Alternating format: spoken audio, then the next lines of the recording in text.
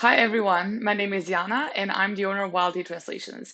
And today I will be talking about international marketplaces and how to take your listings overseas and get ahead of your competitors. I'll be sharing some of the less known tips and optimization tricks that you could apply to your business today. So stay tuned and I'm looking forward to sharing all of this information with you. So let's get started.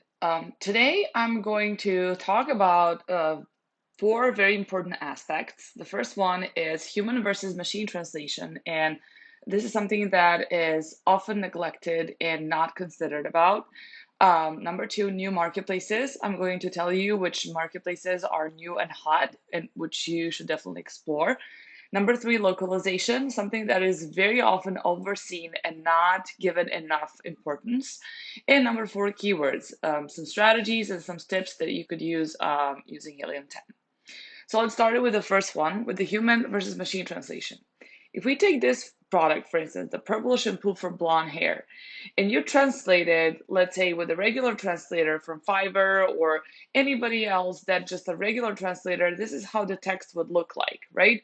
So the text will correspond the source text, and there will be nothing added to it, very little localization, and no keywords. Keywords are the most important thing, and keywords are what gonna sell your product. When compared to machine translation, there are some differences between human translation and machine translation because machine translation can often cause your product to sound like a lot of mumbo jumbo. When it comes to optimized translation with keywords, you can clearly see that there are differences. So, optimized translation with keywords compared to both machine and human translation is going to be different than the original text because you have to insert the keywords which actually trigger sales and they will make your product pop up when the sellers search for this search term. So basically, whatever you're doing, Amazon optimized translation with keywords, that target text should not correspond a lot with the source text. There should be a lot of optimization, meaning keywords, a lot of localization. You will have to localize your listings. I'll talk about that in just a bit. But you should not get 100% original text as you would get with human translator and with Google Translate, definitely. When it comes to human translations, and if you want to hire a regular translator, you have to tell them that they have to somehow do the keyword research. Don't hire a translator, just have it translated the text as it is, because it will not get you results that you are supposed to have. Also, when talking about translations in different languages, it's I think the best example is to have like an English example on the left and on the right the optimized one. So the English example on the left would be, let's say, your regular translator doing a regular text for you and translation without any keywords and optimization. And on the right, there will be something which is done properly, optimized with keywords and giving it a full potential to reach its goal on the target marketplace. When it comes to Google Translate, it can damage a lot your listings, and I've come across so many different listings that are so bad. Like for instance, this one. This is an Italian marketplace, and this bikini actually says that this is a bathing suit for fat women. So the client used grasso, which means fat, instead of plus size. So you definitely don't want to offend your audience. Second of all, this is a bronze razor. And what they did is they actually put some keywords in the title, but the second keyword here, Rasenmäher, here we can see it, it actually has a double meaning. And when you type this word in Amazon, you're going to get a lawnmower. So unless you want to rank for lawnmowers, you really have to do your homework when it comes to keywords. New marketplaces are quite interesting topic, and now more than ever, Amazon has been pushing people into selling internationally. When it comes to like the old marketplaces that we all know about, those are Germany, UK, France, Spain, Italy, the Netherlands, and outside of Europe we have Japan, Mexico, and Canada. Now in Europe, the biggest marketplace is Germany, and I like to call it a five-star marketplace because I didn't know if you knew this, but you will get access to all other countries that don't have Amazon. Their audience gets redirected and they have to buy from German Amazon. So you get access to much more than just German audience. When it comes to rising stars in Europe, we have newest marketplaces, which are Sweden, Poland, and Turkey, which I'll be talking about in just a second. And we have UAE, which is a quite popular marketplace outside of, definitely outside of Europe. We've seen a great deal of sellers going to Japan, having amazing results. But for Japan, you have to have a really specific product.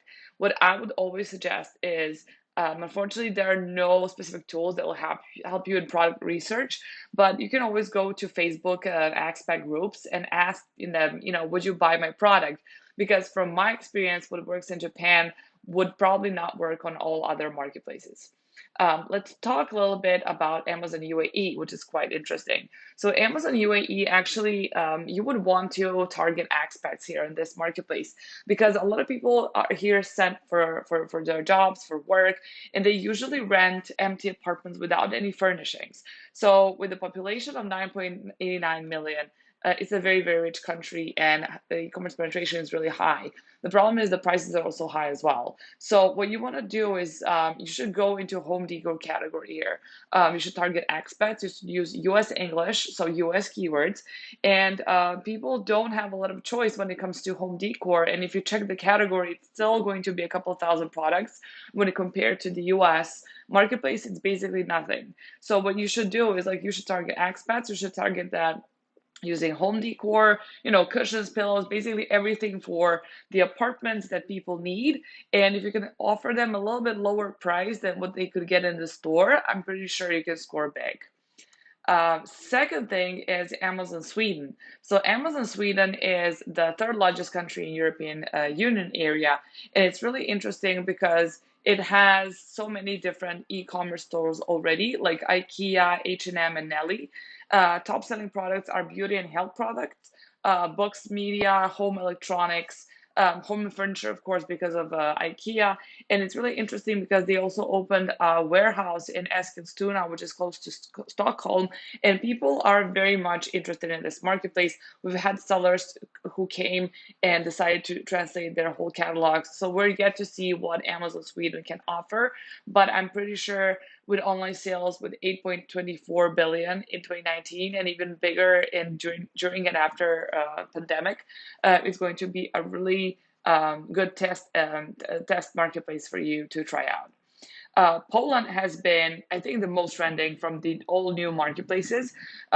We've had sellers translate their absolute whole catalogs with thousands of ASINs to this marketplace.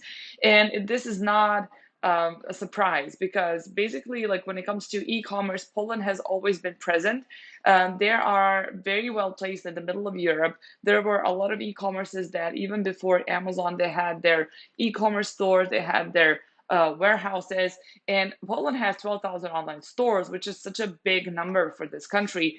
And also having one of the top marketplaces in the world, just like right after Shopee and Tmall, Allegro.pl is just a record of its own. And Zalando, one of the leading European marketplaces, also expanded to Poland and Sweden and Spain before Amazon did that. So they were kind of one step ahead. So there's definitely something going on, which is going to be very, very interesting to look out for in Sweden and Poland. And I suggest going there first. Even if you don't score sales, I suggest going there first because you will definitely have that beginning edge. Amazon Turkey is the newest marketplace to roll out. And what's very interesting is that kitchenware and utensils, they are successful in each marketplace, but not in Turkey. Like, for instance, personal care and cosmetics, consumer electronics, this is something that works a lot, but not kitchen utensils. And also, what's very interesting is that if you want to go and advertise your products on different social media channels, you should not do it like Instagram or Facebook that much, but they're really, really big on YouTube. So, what I would suggest is getting in touch with some YouTube influencers and getting your product placed over there. What's very interesting when it comes to different marketplaces and how products do not work on all of them, such as Japan, like having a bestseller in the US doesn't mean it's going to be great on all marketplaces, and how you should definitely adjust your product to your target audience is I'm going to tell a story about Starbucks. Now, I don't think there's a single person that doesn't love Starbucks, either their merch or coffee. But one whole continent that doesn't love Starbucks is Australia. So interestingly enough, Starbucks launched a lot of different coffee shops all around Australia, and they were offering their usual products. And interestingly enough, Australian coffee culture is nowhere close to the US coffee culture.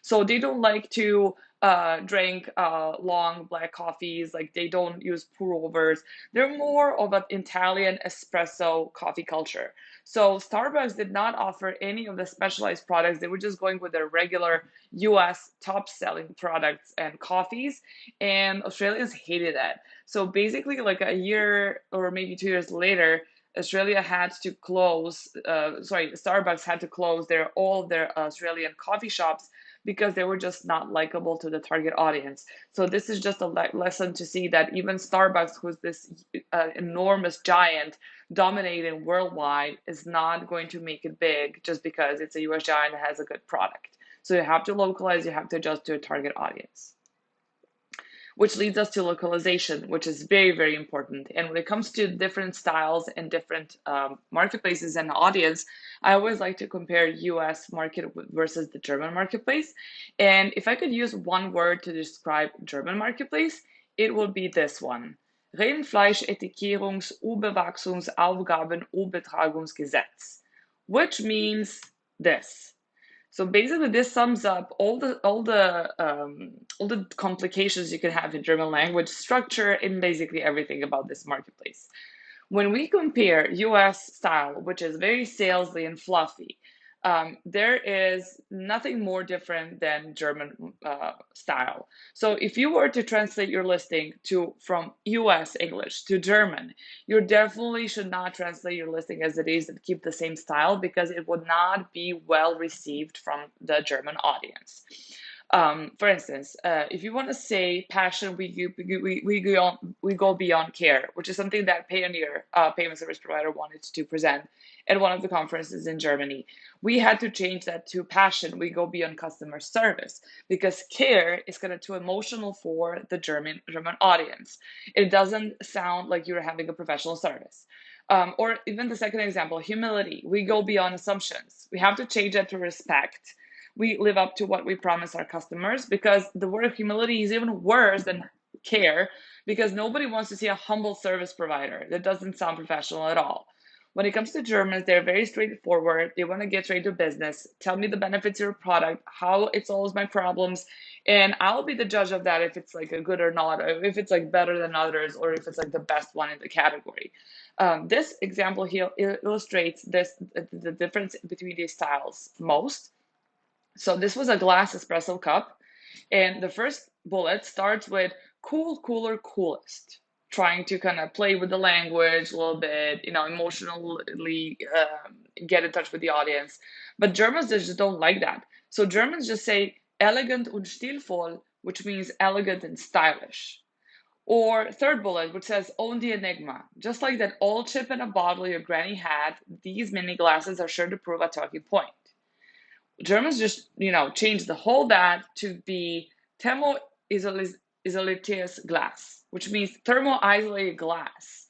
So it means it won't burn your fingers and you'll enjoy your cup of coffee, which basically sums it all up. Like, how does this product have any benefits and how would I benefit from using this product? So those are some of the things to very, very consider a lot. Of course, it really depends on like what sort of product you have. If you're selling baby toys, of course, there's going to be some certain level of getting in touch emotionally with your audience, but there's like a really, really big limit. Like you should really pay attention to how you are presenting your product that way.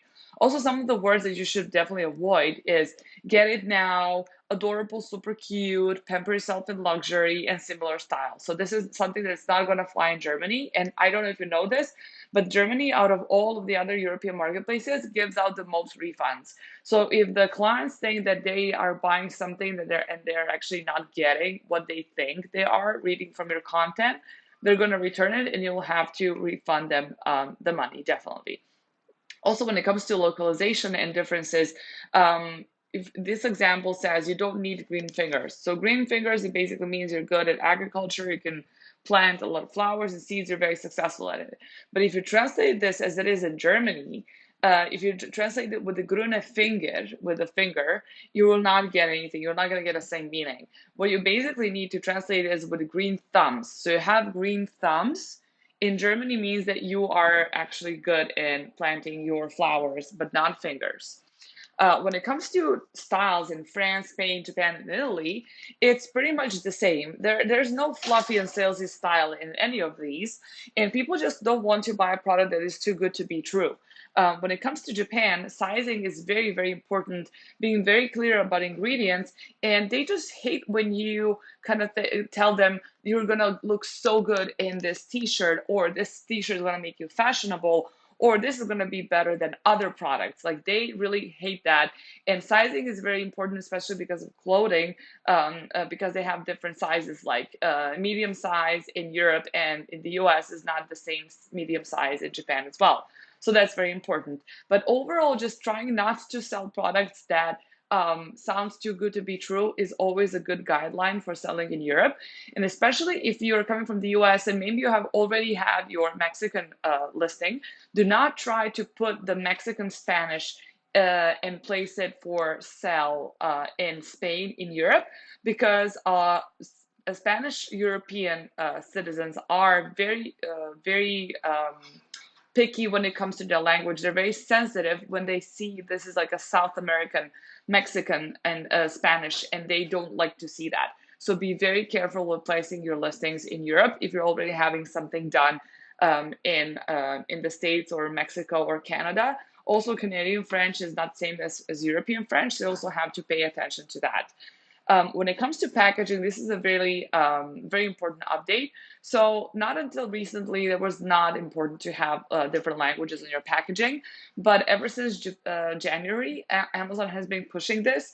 And we've had some sellers that had their products stopped and not being shipped to their, for instance, French warehouse, because on that label, on the packaging label, they did not have any information written in French. So how people solve this problem is basically having peel and seal with like 5 different languages or 6 different languages, just like a short description of the packaging on the back.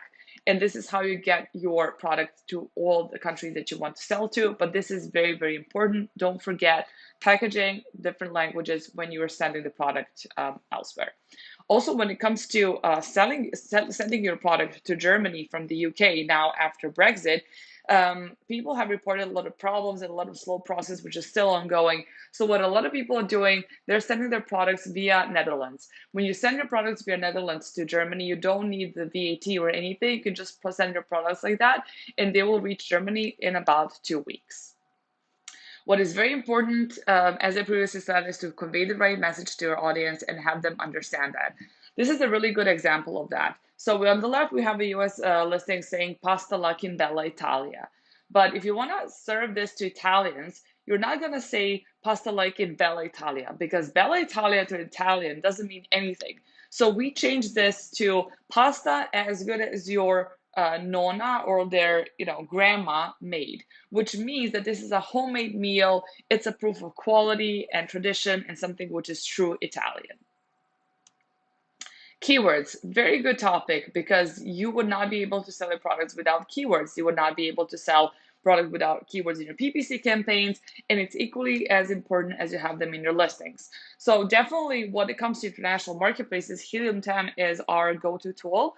But if you want to try out some other things, you have Sonar, which is basically a free tool, and you can have to try out AMZ Suggestion Expander. AMZ Suggestion Expander is this little cool tool. It's actually an add-on for Google Chrome. And so what you can do there, you can basically just write the main keyword, and you're going to get this drop-down menu with keywords coming before and keywords coming after. You can get really good keywords idea that way. This is really interesting when you're entering a new marketplace and you don't have that many competitors, because all of these other tools, they take the information from other competitors and they integrate that into their search and results. So what to do when you don't have a lot of competitors or not happy with results? I would say always combine Helium 10 results with AMZ Suggestion Expander. One very important thing to know about keywords is that they're not the same on all marketplaces. And what's very interesting is that there are a lot of different articles which come between keywords. So a lot of time, if you're like, let's say, looking for the Spanish keyword espátula coquina, pardon my Spanish, I do not speak Spanish, so I hope you understand this.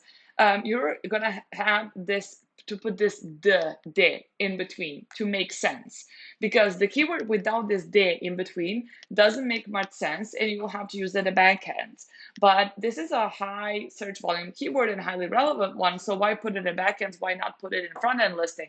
And you would think that by putting this article de in between, that you will ruin the keyword and it will not be the same keyword, but you are wrong. This keyword with putting de in between of the two main words is not going to change anything, and it's going to give you absolutely the same products, is going to have absolutely the same results. So when it comes to Spanish and when it comes to French, if you have the keyword, which is great, but somebody tells you like, well, should not be used like this. We need to have this de in between for French and de for Spanish. You can use basically de, a, and pour in between for French, and you can use in Spanish de and pour, and it will not change the significance of the keyword, and it will be definitely use the same keyword as you're getting in your table. Second of all, is one problem with Helium 10 is that it sets word count as number 2. So you will basically get 2 different keywords in your results. So if we take, for instance, like Pincel set, this is a makeup brush. So let's say that your word count is set on 2, as it is by default. These are the results you're going to get. So they're going to be like a lot of different results, 6,000 keywords that you can, pick from. And you would think like, okay, this is everything that my competitors are doing. This is just, what I'm going to do as well. But what you should basically do, and you saw that chunky big keyword, because this is how German language works. It has a lot of big, those compound keywords. They're not going to be shown in this result unless you go back, set word count as 1, and then do the search again.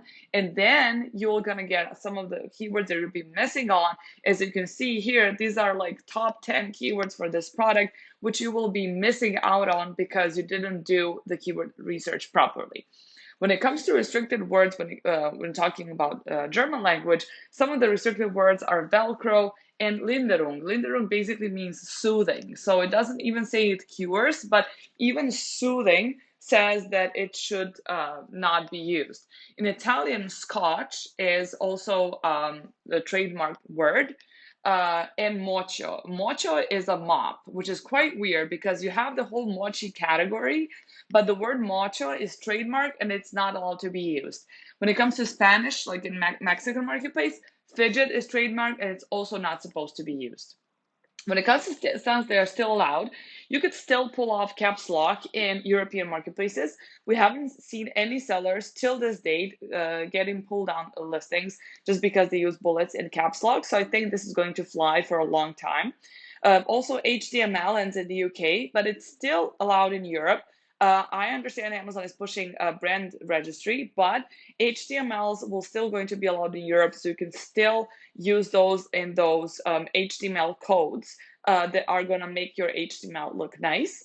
Global reviews are back, which have been down for some time, but they're very good to have them back, because if you have like 10,000 reviews on the US marketplace, if you decide to go to Germany, you're going to have that starting edge because your reviews are going to be 10,000 more than maybe your competitors. So this is something to think about. If you have a really good best-selling product, if you have tons of reviews, maybe just do it and go and sell internationally. But be careful, because you can restart honeymoon, but you cannot restart your reviews. So whatever you're doing, whenever you decide to launch, make a business plan and make a strategy. We've also seen a lot of missed opportunities when it comes to products on different marketplaces, and I'm going to tell you 2 of those. One is that wooden toys are selling like crazy in Germany, not plastic ones, but wooden toys. And second thing is that, for instance, when you go to brand analytics and when you go to the frequent search terms and check the portable ACs, there are probably 3,000 or maybe even like lowerly ranked in the US. But in Germany, they're ranked as number 7, which basically means that people are having huge demand for those in Germany, whereas the US is just like people are not that interested. And for instance, that is because there is global climate problems. Like people, they're getting climate is getting warmer and warmer, and people in Germany, they need to buy portable ACs because usually in Germany you would not get an AC system in buildings and in houses because it was not this warm earlier in time. So people are striving to buy the portable ACs, definitely. Or for instance, another interesting product for the German marketplace is smartwatch. So smartwatch is on the 15th place of frequency search term, and in the States it's like beyond like 1,000 or something, and also in the UK it's gonna go like around 500. And even if you compare the UK and the US search terms, and I strongly suggest you do this in brand analytics, you will see that not all products that are bestsellers in the US will work equally good in the UK, even though it's the same language and some people just use US keywords on the UK marketplace. But I strongly suggest you against doing that and doing the keyword research for each marketplace separately. This is a must, not translating keywords, because it doesn't mean that this keyword combination exists on other marketplace or that it's equally ranked high as it is on the marketplace you translated this product. To give you a couple of cool tips that you can also apply to your business, which are very trending on international marketplaces. So the first tip is that, do you know it's possible to change language on your main image? And this is an example of this. So this is really interesting because this actually gets attention of their clients and your target audience, because you want to target your audience in their own native language, because in Europe, people don't speak English that good. And as I previously mentioned, if they don't like the product, I mean, if they don't understand it, they will not like it. And the people will not buy what they don't understand. So here we have different main images. This is in French. And this one is also an example of another product being also having different language on main images. This is available if you are part of Amazon 360 Marketplace. It is expensive, but this is the only way how you can get it done in Seller Central. Currently, what Amazon made available is change of text on main images, but only for Vendor Central accounts. So if you want to do the Seller Central account, if you have that one, the only way how you can do it is being part of Amazon Marketplace 360, and then your account manager can change that. Second tip I have is about TikTok. This has been really, really interesting, and this is information that you will not get anywhere online.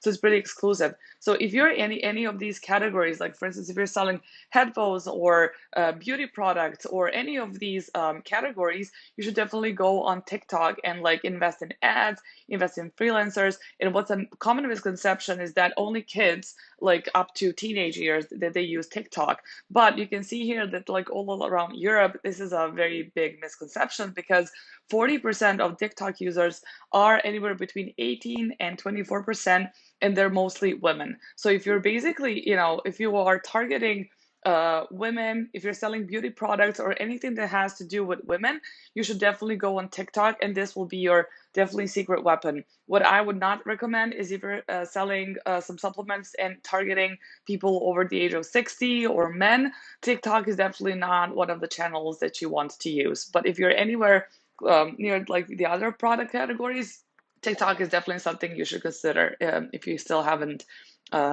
considered doing that.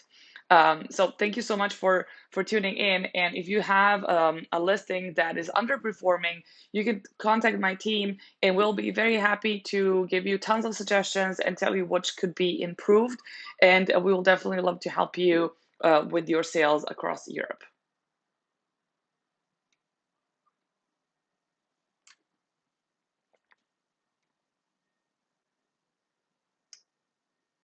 Thank you so much for tuning into my presentation. For those of you who sell international marketplaces, I hope I helped you, and I hope you could implement some of the things that I've been talking about today into your business. And if you have, and if you're successful, let me know. And for those of you who are kind of skeptical about international marketplaces, I hoped I could open their eyes and help them see this from another perspective. Don't leave money on the table, and international marketplaces are super trending in 2021.